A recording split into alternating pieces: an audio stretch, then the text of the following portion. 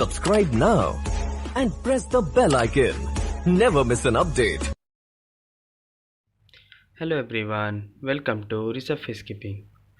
आज का जो वीडियो होने वाला है वो टीम फॉइल बाफ फिश के ऊपर होने वाला है।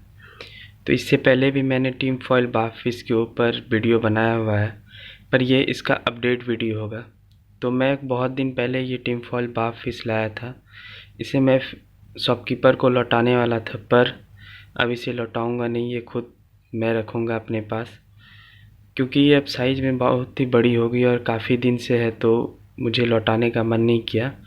टीम फॉइल बाफ फिश के बारे में आज हम सब बहुत कुछ जानेंगे कि ये कैसी नेचर की होती है और किसके साथ ये रह सकती है, और आप इसे कितनी बार फूड देंगे। तो ये सब आज सारी बातें होंगी। आज से लगभग 1 से 1.5 साल पहले मैंने ये फ़िश परचेज किया था, जो कि बहुत ही छोटी थी, मतलब 2 से 3 इंच की थी। तो अभी इसकी जो साइज़ है वो आप सब देख पा रहे होंगे। इसकी साइज़ अब 6 से 7 इंच की हो गई है 1 साल के अंदर में। अभी आप सोच रहे होंगे इतनी छोटी टैंक में इतनी बड़ी फ़िश क्यों है। ये बस मैंने टेम्प्रोरी बेसिस पे रखा हुआ है। अभी इसे टेम्प्रोरी बेसिस पे रखा हुआ है। इसके बाद मैं इसे 3 फीट वाले टैंक में शिफ्ट करूँगा।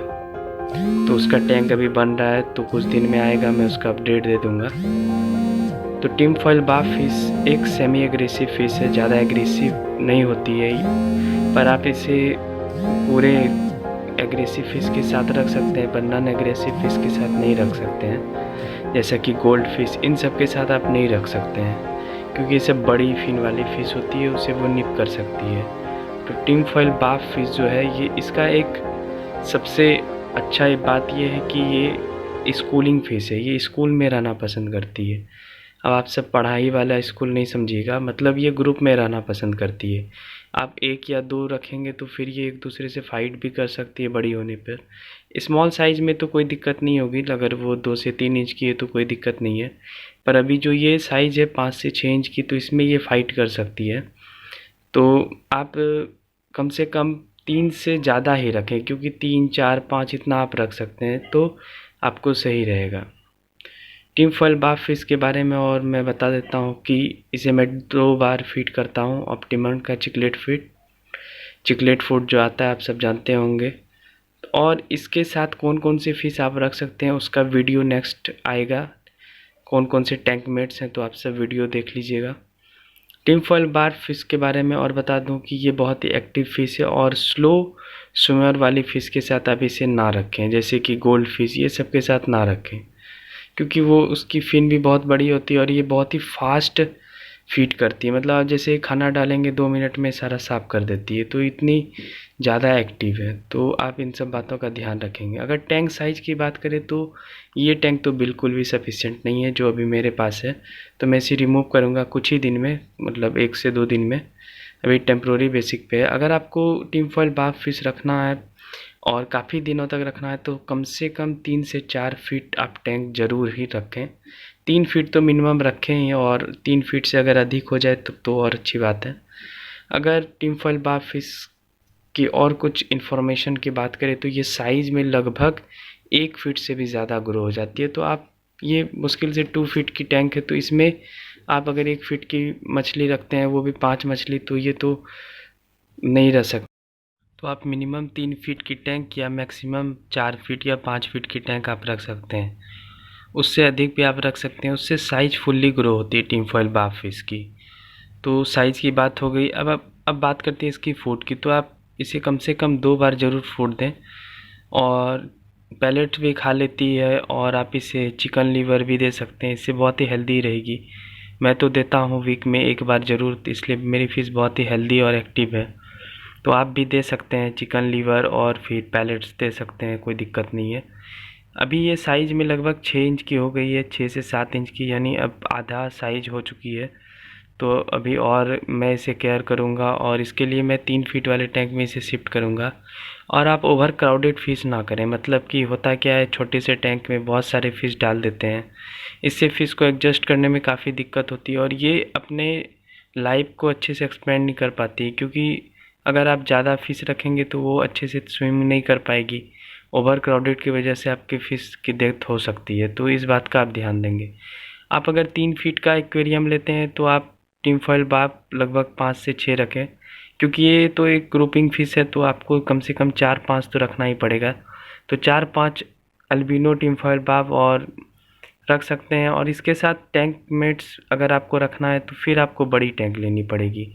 मान लीजिए अगर आप इसके साथ ऑस्कर रखते हैं तो ऑस्कर खुद बहुत बड़ी फ़िश होती है, 2 फीट तक ग्रो हो जाती है, तो आप 3 फीट के टैंक में 2 फीट और टिन फॉइल बाफ तो नहीं रख सकते हैं।